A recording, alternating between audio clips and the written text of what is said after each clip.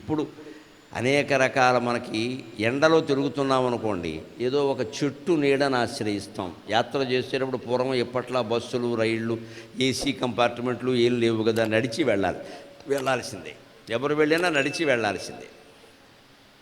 ఆ నడిచి వెళ్ళే బాటసారి ఏం కోరుకుంటాడు? ఎండలో పెడుతుంటే చెట్టు నీడ దొరికితే చాలను కోరుకుంటాడు. జీవితంలో కూడా నడిచి నడిచి యాత్ర చేసి పుట్టి చదువుకుని పెద్దవాడై పెళ్లి చేసుకుని పిల్లల్ని కానీ భార్య తాను నానా యాతన పడి 70 ఏళ్ళు వచ్చిన మనిషి ఏం కోరుకుంటాడండి? పిల్లలు అమెరికాలో ఉంటే ఇంత పెంచాం, ఇంత పెద్ద చేసాం, వాళ్ళని అనడానికి లేదు, మనమే పంపించాం కదా అక్కడికి, మనం ఇవాళ ఒంటరి వాళ్ళం అయిపోయాము, ఎవరున్నారు ఇక్కడ? ఇదే అలసట. ఈ జీవితంలో బాటసారి అలిసిపోయినప్పుడు ఏం చేయాలో చెబుతున్నారు. అక్కడ పక్షితో పోల్చారు అతన్ని. పక్షి ఎగిరి ఎగిరి ఎగిరి అలిసిపోయి ఓ చెట్టు పైన కూర్చుంటుంది కదా. ఓ మనస్సు అనే ఓ పక్షి, అనేక రకాల వృక్షాలు ఎందుకు ఆశ్రయిస్తావు? శివుడనే వృక్షాన్ని ఆశ్రయించు. ఛందశాఖి శిఖన్వితైకి ద్విజవరై సంసేవితే శాశ్వతే సౌఖ్యాపాదిని ఖేదభేదిని సుధాసారై ఫలైర్దీపితే. సౌఖ్యాపాదిని ఖేదభేదిని సుధాసారై ఫలైర్దీపితే. చేతః పక్షిశిఖామణే త్యజ వృధా సంచారమన్యైరలం. చేతః పక్షిశిఖామణే త్యజ వృధా సంచారమన్యైరలం. నిత్యం శంకరపాదపద్మయుగళీ నీడే నివాసం కురు. తిరిగి తిరిగి తిరిగి తిరిగి పక్షి పిల్లల కోసం ఏదో వేటాడాలని ప్రయత్నించి అక్కడో చిదుగు అక్కడో మెతుకు ఏదో పట్టుకొచ్చి చిట్ట చివరికి తన గూడు దగ్గరికే కదా వచ్చేది. అంచేత జీవితంలో అలసిపోయినటువంటి బాటసారి అనే పక్షి, జీవుడనే పక్షి ఆశ్రయించవలసిన గూడు ఏది అంటే శంకరుని పాదపద్మాలనే గూడు అన్నారు. ఇవాళ మనకు ఆధునిక కాలంలో రుజువవుతున్న మాట. ఎందుకు దేవాలయాలకు జనం పెరుగుతున్నారు, ఎందుకు ప్రవచనాలకు జనం పెరుగుతున్నారు, తిరుపతి రద్దీ ఎందుకు విపరీతంగా ఉంటుంది ఇదివరకు కంటే ఎక్కువగా, తిరుపతే కాదు శ్రీశైలం, కాళహస్తి, కాశీ యాత్రలు, చార్ధామ్ యాత్రలు ఎందుకు పెరుగుతున్నాయండి? బోల్డ్ ప్రమాదాలు ఉన్నాయని కూడా. ప్రతి మనిషికి మనస్సులో ఒక ఆందోళన ఉంది, ప్రతి మనిషికి ఒక బెంగ ఉంది మనస్సులో. అది ఆ పుణ్యక్షేత్ర పర్యటన ద్వారా కనీసం కొద్దిసేపు అక్కడ కూర్చోవడం ద్వారా, ఏదో కథ వినడం ద్వారా మనశ్శాంతి దొరుకుతుంది అని ఈ యాత్రికుడనే పక్షి అనుకుంటున్నాడు. అతని ఆలోచనలో తప్పేముంది? అదే చెబుతున్నారు ఇక్కడ శంకరాచార్య. చేతః పక్షి శిఖామణి. ఓ మనస్సు అనే ఓ పక్షి, ఎక్కడ తిరుగుతావు, ఎక్కడ తిరుగుతావు, ఎన్ని తిరిగితే నీకు మనశ్శాంతి దొరుకుతుంది? త్యజ వృధా సంచారం అన్యైరలం. వాళ్ళని వీళ్ళని ఆశ్రయించి అక్కడ ఉద్యోగం అని అక్కడ మానేసి ఇంకో కంపెనీలో చేరి ఇవాళ కర్మగాలిపోయిందండి. కంపెనీలు మారడం ఏంటండి? కాపురాలే మారిపోతుంటాయి. కాపురాలు మారిపోతున్నాయేమో, ఒప్పందాలు పెట్టుకుని కాపురాలు చేస్తున్నారు ఇక్కడ. అమెరికా మొత్తం సంస్కృతి అంతా మనకు వచ్చేసింది. అమెరికా నుంచి మనం మంచి ఏం నేర్చుకోలేదు. వాళ్ళలాగా మనం లైన్లో ఉండం. అమెరికాలో అంతా లైన్లో ఉంటారు. నేను ఒకసారి 7-8 ఏళ్ల క్రితం అమెరికా వెళ్ళినప్పుడు ఒక బస్సు ఎక్కాను కావాలనే. బస్సు ఎలా ఉంటుందో చూడాలి ఈ దేశంలో. అది పెద్ద పుష్పక విమానంలో ఉంది, అది బస్సు అది దిగబుద్ధి కాదు ఎక్కితే. బస్సు ఎక్కాం. నేను నుంచుంటే నా ముందు ఒకళ్ళు నుంచున్నారు. అతను ఎవరు పట్టించుకోవట్లా. ఎవరో తెలుసా? క్లింటన్, అమెరికా మాజీ అధ్యక్షుడు బస్సు ఎక్కుతున్నాడు. మన పంచాయతీ సర్పంచ్ కలిపితే సార్ గోకేసి సెల్ఫీ. వాడు కాస్త సెలబ్రిటీ అయితే చాలు, ఇంకా తీసేయి సెల్ఫీ. వాడు పక్కన నుంచో తోసేయి. అసలు ఆయన రాగానే మిగిలిన వాళ్ళందరినీ తీసేసి వాడిని ముందు పంపించేస్తారు. వాళ్ళ లైన్లో ఉండద్దా? ఖచ్చితంగా ఉండాలి. ఆ జ్ఞానం అతనికే ఉండాలి. నేను లండన్ వీసా కోసం పెడితే అక్కడ నిలబడ్డాను. పాపం ఆ చూసిన వాడు నన్ను గుర్తుపెట్టి ముందు వాళ్ళని పక్కగా తప్పుకోమంటున్నాడు. నేను కుదరదు, తోలు ఊడిపోతుందని చెప్పాను. నేను కుదరదు, నేను ఇక్కడే ఉంటానని చెప్పాను. సార్ మీరు మాకు తెలుసు సార్, నేను ముందు రాను, నేను వెనక, నాకంటే ముందు 2 అమ్మాయిలు ఉన్నారు, వాళ్ళ సంగతి చూడు అని చెప్పి నేను నుంచుంటాను. నాకు ఓపిక ఉంది. మనమే ముందుకెళ్ళిపోతే ఇంకేంటి? వాడు రమ్మన్నాను వెళ్ళకూడదు, వెళ్ళాం అంతే. నేను లైన్లో నిలబడ్డానుగా, నాకు ఏదో సరదా, నువ్వు పోనీ అన్నాను. ఏం లేదు సార్, మీరు ఇక్కడ ఉంటే జనం అంతా ఎగబడతారు, ఫోటో అదే నేను చూసుకుంటా, నీ పని నువ్వు చేయి అన్నాను. అది దాని గురించి అని ముందుకెళ్ళిపోతే ఏమైంది? తప్పోలా ఎలా పెడతాం? ఓటేసామంటే ఎంత ముఖ్యుడైనా కానీ లైన్లో ఉండాల్సిందే, మన లెక్క ప్రకారం ఓటేయాల్సిందే. ఒకవేళ నీకు అంత సమయం లేకపోతే తెల్లరగట్టి వెళ్ళి అక్కడ కూర్చో, అది వేరే విషయం. అది మొదట ఓటేసి వచ్చాయి. అందుకని జనాన్ని తప్పుకోమని ఎలా అంటామండి? అక్కడే సమానత్వం అనేది, అక్కడే అందరూ ఒక్కటే అన్న భావన, జ్ఞానం అక్కడే ఉంటుంది, ఆందోళన ఉండదు మనిషికి. అందుకని వృధా సంచారమన్యేరలం. ఎన్ని ఆశ్రయాలు చేస్తున్నాం, ఈ కంపెనీ కాదని ఆ కంపెనీ, ఈ కాపురం కాదని ఆ కాపురం, ఈ మనిషి కాదని ఆ మనిషి, ఎంతమందిని ఆశ్రయిస్తున్నాం, ఎంతమందిని నమ్మి మోసపోతున్నాం, మళ్ళీ మళ్ళీ మోసగించిన వాళ్ళనే మళ్ళీ మళ్ళీ నమ్ముతున్నాం. ఏం ఆశ్చర్యం ఇది! అది చెబుతున్నాడు ఇక్కడ శంకరాచార్య. మన జీవితాలకు అన్నిటికీ ధైర్యం కలిగేలాగా త్యజ వృధా సంచారమన్యేరలం. ఎంతకాలం తిరుగుతావు, ఎంతమందిని నమ్ముతావు? భగవంతుడు నమ్ము. వెళ్ళి ఎందుకు నమ్ముతున్నావు అసలు నువ్వు? ఎందుకు ఆ భగవంతుడు గొప్పతనం ఏమిటి? ఇతర గూళ్ళు ఉన్నాయి కదా, అనేక రకాల గూళ్ళు ఉన్నాయి కదా పక్షి ఉండడానికి. పక్షి ఆ గూళ్ళలోకి ఎందుకు వెళ్ళాలి అంటే ఆ గూడు గొప్పతనం ఏమిటో చెబుతున్నాడు ఇక్కడ. ఛందశాఖి శిఖాన్వితై. పక్షి గూడు పెట్టుకోవాలంటే కొమ్మలు గుబురుగా ఉండాలి. విడివిడిగా ఎడంగా ఉంటే గూడు పెట్టదు, గాలికి పడిపోతుందని దాని బెంగ. కాస్త గుబురుగా ఉంటే దానికి దీనికి కలిపి గూడల్లేస్తుంది. పిచ్చుకలు గూళ్ళు పెడతాయి, పావురాలు గూళ్ళు పెడతాయి. ఎంత నేర్పు ఉందో వాటికి చూడండి. కాస్త అవకాశం మీ ఇంటి చూరు దగ్గర పావురాలకి మీరు ఇస్తే ఎక్కడి నుంచో 4 పుల్లలు పట్టుకొస్తాయి, ఇంకో 2 తీగలు పట్టుకొస్తాయి. విచిత్రం, ఇనప తీగలు. వాటికి మొత్తం ఇంజనీరింగ్ అంతా తెలుసు, అది బీటెక్. అది దాని పిల్లల కోసం పడే తాపత్రయం అండి. కట్టేస్తుంది అక్కడ గూడదు, ఇలా మొత్తం తయారైపోతుంది. దాంట్లో 2 గుడ్లు పెడుతుంది, గంటకోసారి వచ్చి చూస్తూనే ఉంటుంది అక్కడ. ఎప్పుడూ పావురాలు గుడ్లు పెట్టకుండానే చూడండి మీకు ఇబ్బంది అయితే. కానీ పెట్టిన గుడ్లు పెట్టిన తర్వాత ఆ గూడు తీయకూడదు. అది శాస్త్రం చెప్పిన మాట. పిల్లలకి చాలా అపకారం జరుగుతుంది, మన పిల్లలకి జరుగుతుంది. ఎందుకంటే దాని పిల్లల్ని పాడు చేశాం. ఆ పక్షి శపిస్తుంది. ఉసురు అంటారు దాన్ని. శాపం అంటే సంస్కృత భాష కాదు, ఉసురు. లోపల వీడెవడో వేదవ చచ్చిపోతాడు, నా పిల్లల్ని విడదీసి ఆ గుడ్డు అవతల పారేసాడు, శనిగాడు అంటాడు. అంతే, వెంటనే పిల్లలు దూరం నుంచి వస్తారు, ఫోన్ వచ్చేస్తుంది ఇక్కడ ఏదో జరిగిందని. అవి పనిచేస్తాయండి ఖచ్చితంగా. ఆ పక్షులు పెట్టిన గూళ్ళు తీయకూడదు. నీకు అంత ఇబ్బందిగా ఉంటే పెట్టకుండా చూసుకో. ఒకవేళ పెట్టింది ఆ గూళ్ళు అవేమో శాశ్వతంగా ఏమీ పెద్ద బిల్డింగ్ వేసుకుని వెళ్ళా కట్టుకుని ఉండవు. అక్కడ 2 BHK 3 BHK దాని బతుకు అంత యోగం ఏం లేదు. అది ఉండమన్నా ఉండదు. ఓ 4 నెలలు ఉంటుంది, 2 నెలలు. ఆ పిల్లలు ఇలా ఎదిగి రెక్కలు రాగానే అందులో మళ్ళీ వెళ్ళిపోతాయి, అది వెళ్ళిపోతుంది. అంతవరకు ఓపిక పట్టాల్సిందే. ఇతర జీవుల విషయంలో మనం అలా ఉండకపోతే అన్ని జీవుల్లోనూ ఉన్న భగవంతుడికి అపకారం చేసినట్టే. సమభావం అంటే అంతే. పెట్టకుండా చూసుకో. పెట్టింది ఇక భరించు, మాట్లాడక. ఇంకా ఆ దగ్గరికి వెళ్ళకుండా నువ్వు దగ్గరికి వెళ్తే పారిపోతుంది అది. అలా కాపాడితే ఇంకా విచిత్రం అండి. ఆ పక్షి గూడుని అలా చెరగొట్టకుండా కాపాడితే ఆ పక్షియే మన అనుగ్రహిస్తుంది. వీళ్ళ కుటుంబం బాగుండాలి, పిల్ల పాపలతో సుఖంగా ఉండాలి. అప్పుడు ఇంట్లో సంతానం కలగని వాళ్ళందరికీ అప్రయత్నంగానే ఆ పక్షుల ఆశీర్వచనం వల్ల సంతానం కలుగుతుందమ్మా, అనుమానం ఏం లేదు. ఏ ఫెర్టిలిటీ సెంటర్కి వెళ్ళక్కర్లేదు. సకల జీవులు మన ఆశీర్వదిస్తాయి, సకల జీవులు మన శపిస్తాయి. 2 శక్తులు ఉంటాయి. భూతదయ అంటే అర్థం అది. అది లేనప్పుడు మనం ఎన్ని పూజలు చేసినా ఉపయోగమే లేదు. ఇక్కడ భూతదయ అంటే మనుషుల మీద కాదు, సకల జీవుల మీద. అందుకే భగవంతుడిని ఇందాక పులితో సింహంతో పోల్చాడు, ఇప్పుడు పక్షి గూడుతో పోలుస్తున్నాడు. ఈ పోలికలన్నీ ఎందుకు? పక్షి గూడైనా, పక్షి అయినా, సింహం అయినా, ఏదైనా మీరు భగవంతుడిగా భావించండి. కేవలం మానవులు మాత్రమే భగవత్ స్వరూపులు కాదు, సకల జీవులు భగవత్ స్వరూపులు. ఛందశాఖి శిఖాన్వితై. మామూలు పక్షిగూడు శిఖలతో ఉన్న చివర పెడుతుంది. ఈ భగవంతుడు అనేటువంటి గూడు ఎక్కడ ఉంటుంది? ఛందశాఖి శిఖాన్వితై.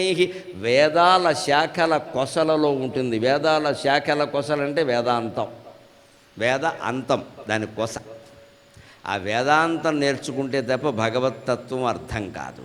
అందుకే శ్రీకృష్ణుని గురించి ఏమంటారు? వేదాంత వీధులలో విహరించు గిరిధారి, ఏదిరాని మురళి ఉదర ఒకసారి.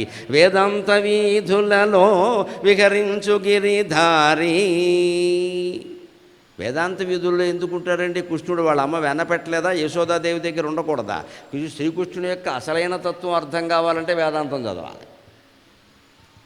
ఏ భగవద్ రూపం యొక్క అసలైన తత్వం చదవాలన్నా వేదాంతం చదవాల్సిందే. మామూలుగా అర్థం కాదు నీకు. కర్మకాండ కంటే అతీతం జ్ఞానకాండ. ఉపనిషత్తులు అంటే జ్ఞానం. అక్కడ పూజలు విగ్రహాలు ఏం ఉండవు. ఇక్కడ అంతా ఆత్మజ్ఞానమే. అంతిమంగా తెలుసుకోవలసింది అదే. అంచేత ఛందశాఖి శిఖాన్వితై. వేదాంతం తెలుసుకుంటే ఆ గూడు, శివుడనే గూడు ఎంత గొప్పదో మనస్సు అనే పక్షికి అర్థం అవుతుంది. ద్విజవరై సంసేవితే శాశ్వతే. ద్విజ శబ్దానికి రెండు అర్థాలు ఉన్నాయి. పక్షి అని అర్థం ఉంది, బ్రాహ్మణుడు అని అర్థం ఉంది. ఎందుకు? రెండింటికి ద్విజ అంటే రెండు జన్మలు కలిగిన వారు అని అర్థం. బ్రాహ్మణులకి రెండు జన్మలు. ఉపనయనం కానంత వరకు ఒక జన్మ, అంతవరకు ఉల్లిపాయలు తిన్నా ఏం మాట్లాడరు. ఉపనయనం అయ్యాక ఉల్లిపాయ తినద్దని చెప్తారు. ఇప్పుడు ఆ గొడవ లేదు, అన్నీ అందరూ తిండి వస్తున్నారు, గొడవ లేదు. తండ్రి తల్లి తింటుంటే వాడేం చేస్తాడు?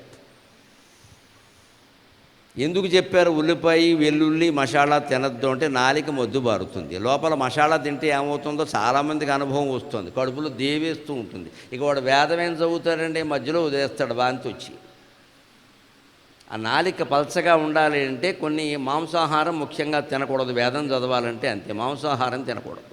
నాలిక మొద్దుబారిపోతుంది, పలకదు. ఇషేత్వాజవస్తోదేవ వాయవస్తదేవావ సవిత అలాంటివి పలకాలంటే త్వం యజ్ఞస్త్వం వషట్కారస్త్వం ఇంద్రస్త్వం విశ్వస్వగుం ఇంత పలకాలంటే ఖచ్చితంగా ఉండాలి. ఆ నాలిక మడతలు పడిపోవాలి. కూచిపూడి డ్యాన్స్ అన్నట్టే. ఆహారం శాకాహారమే ఉండాలి, పాలే తాగాలి, మజ్జిగ తాగాలి. మొత్తం గుడ్డు మాంసం సహా అన్నీ లాగించేస్తానంటే కష్టం ఇక్కడ. అందుకే వీళ్ళకు పద్ధతిగా చిన్నపిల్లలు రకరకాలుగా ఉంటారు. అందుకని వాళ్ళకి ఏమన్నారంటే ఉపనయనం కాకముందు ఒక జన్మ, అయ్యాక ఒక జన్మ.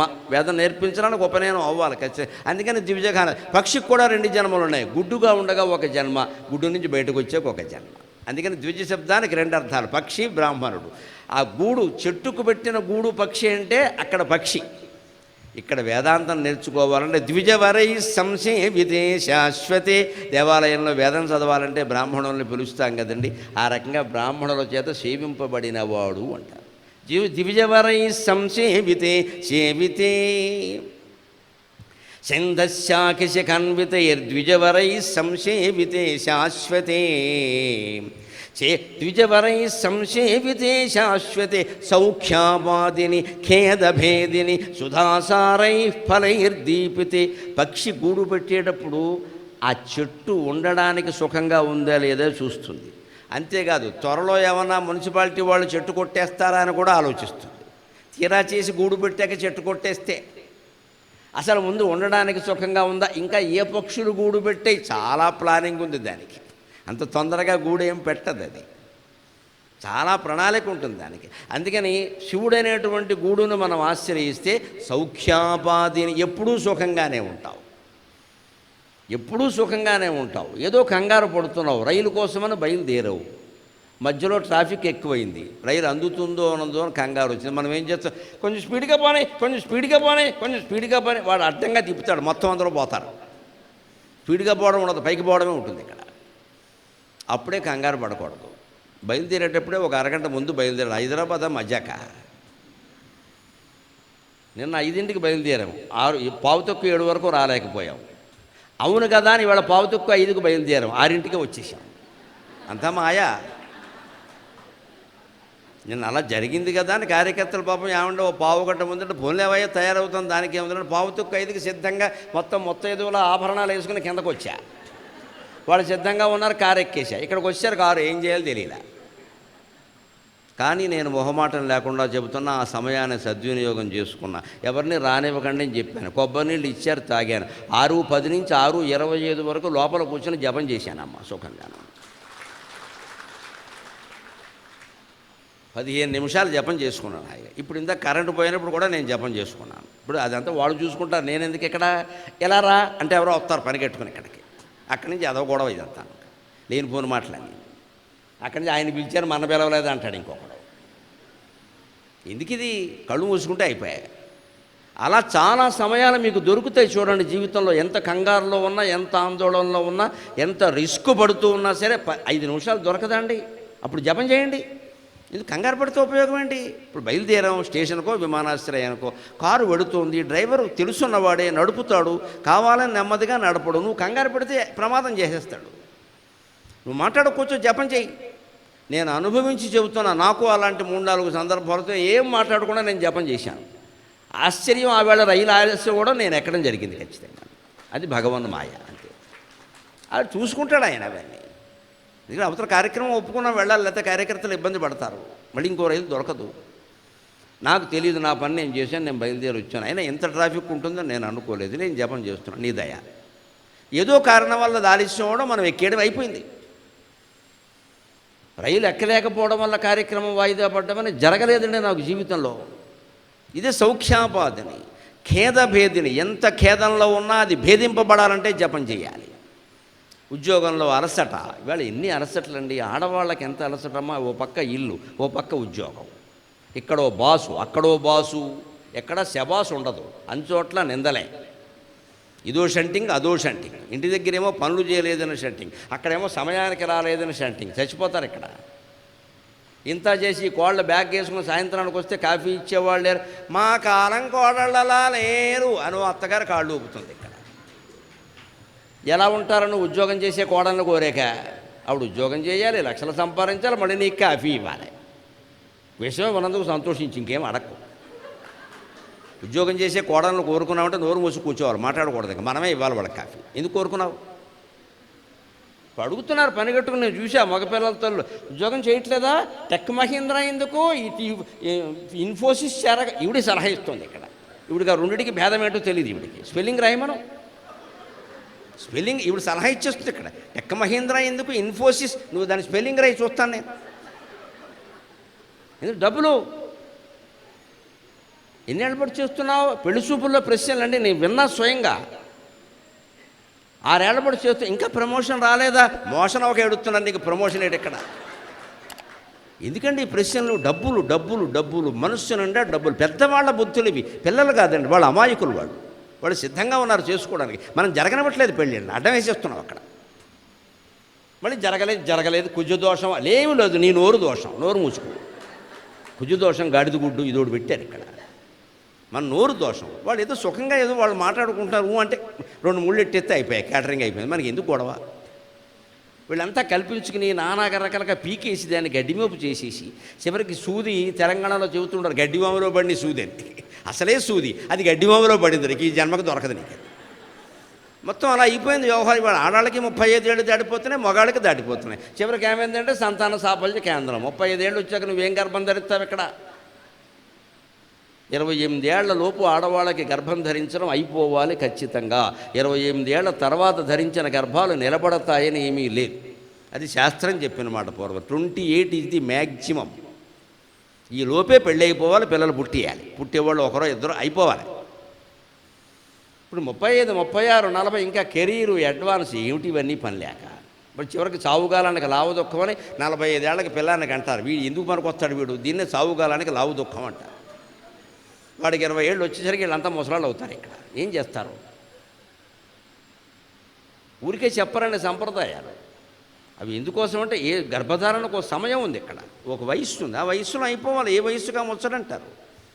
ఇలా మొత్తం అందరూ ఆడలేదు మగలేదు. చివరికి ఎల్కేజీ చదువుకునే కుర్రాడికి వాడి టెన్షన్ వాడుకుంది అక్కడ. వాడితో మాట్లాడడం ఐఎమ్ బిజీ అంటాడు.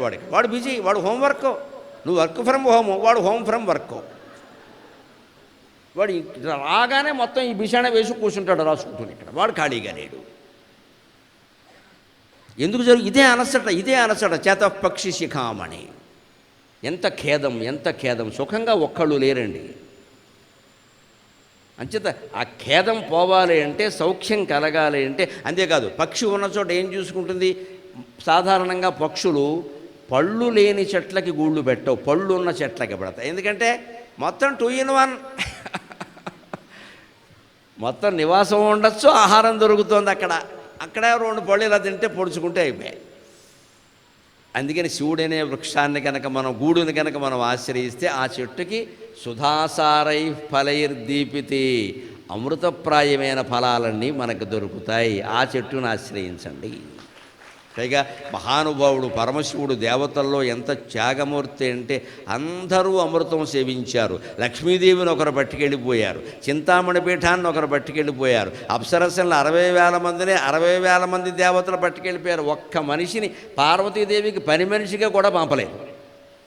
వీళ్ళు దంపతులు కాదా? లోకుమోగుడికి నోకల్జావని ఏమీ లేదు శివుడికి. అన్ని గొప్ప గొప్ప వస్తువులన్నీ వాళ్ళు తీసుకున్నారు. బ్రహ్మగారు, విష్ణుమూర్తి, ఇంద్రుడు అన్నీ తీసుకుని, ఈ అమాయకుడికి ఏమీ అడగడం తెలియదు, ఇవ్వడమే తప్ప. పార్వతి అంతే, ఏమన్నా అడగమన్నా వద్దో, నువ్వు కావాలని చేసుకున్నావు, నా దగ్గర ఏమి ఉండదు, ఏనుగు తోలు బూడిద, కావాలంటే 1 kg బూడిద తీసుకో, అంతే, పూసుకో. ఆవిడ చచ్చినట్టు ఊరికింది. ఆవిడే ప్రేమించి పెళ్లి చేసుకుంది, ఈయన పెళ్లి చేసుకోవాలి. 4 ఏళ్ళు ప్రేమించి పెళ్లి చేసుకుంది. మాట్లాడడానికి వీల్లేదు. ఎవరి ముందు ప్రేమలో పడితే వాళ్ళే లోకు అవుతారు. నువ్వు పడ్డావు, నేను పడలేదు. నేను అక్కడికి మారువేషంలో వచ్చి నాన్న గొడవ పెట్టాను, నువ్వు విన్నావా? కావాలని చేసుకున్నాను. పడు, నేను పులిజోలో కట్టుకుంటా, ఇస్త్రీ కూడా చేసుకోను, అది అంతే. నీకు ఇష్టమైతే ఉండలేదు. లేదు, మొండి మనిషి. అందుకని అందరూ మా క్షీరసాగర మథనంలో అమృతప్రాయమైన వస్తువులన్నీ వస్తే అందరూ లాగేసుకున్నారండి. విషం వచ్చేసరికి మాత్రం ఈయన కనపడ్డాడు. ఎస్టీడీ ఫోన్ కాల్ ఒకటి కొట్టారు ఈయన, నువ్వు రావయ్యా, ఉంటే ఉంటా, పోతే పోతావని. అప్పటికి పెద్ద మనిషి ఎల్ఐసి కూడా చేయలేదు కనీసం. 2 పిల్లలు ఉన్నారు, ఇంగ్లీష్ మీడియం, ఏమైపోవాలి. అంత అమాయకుడు. విషాన్ని తన కంఠంలో దాచుకుని భక్తశ్రేణికి అంతటికీ అమృతాన్ని పంచిపెట్టే ఏకైక దైవం పరమశివుడు. సుధాసారై ఫలైర్దీపితే, అమృతప్రాయమైన ఫలం అంటే పక్షి భాషలో ఫలం, మన భాషలో ఫలం అంటే ఫలితం, రిజల్ట్. అమృతప్రాయమైన ఫలితం ఇస్తాడయ్యా. నీకు ఉద్యోగం కావాలంటే ఇస్తాడు, పెళ్ళి కావాలంటే చేస్తాడు, సంతానం కావాలంటే ఇస్తాడు, ఆరోగ్యం కావాలంటే ఇస్తాడు. భగవంతుడు ఇచ్చేది ఎలా ఉంటుందంటే మళ్ళీ తిరిగి చూడక్కర్లేదు, ఇంకా మనం ఎంపిక చేసుకున్నవన్నీ తిరిగి చూడాల్సి వస్తుంది. భగవంతుడే ఇస్తే మళ్ళీ తిరిగి చూడక్కర్ల. అమృతప్రాయం అది, ఇంక తేడా ఉండదు. చతపక్షి శిఖామణే మృత్యజ వృధా సంచారమన్యైరలం నిత్యం శంకర పాదపద్మయుగళీ నీడే నివాసం కురు. అటువంటి పరమేశ్వరుడనే పాదపద్మాల జంట అనే గూడును ఆశ్రయించు ఓ పక్షి, ఎందుకు తిరిగి అలసిపోతున్నావు అన్నాడు.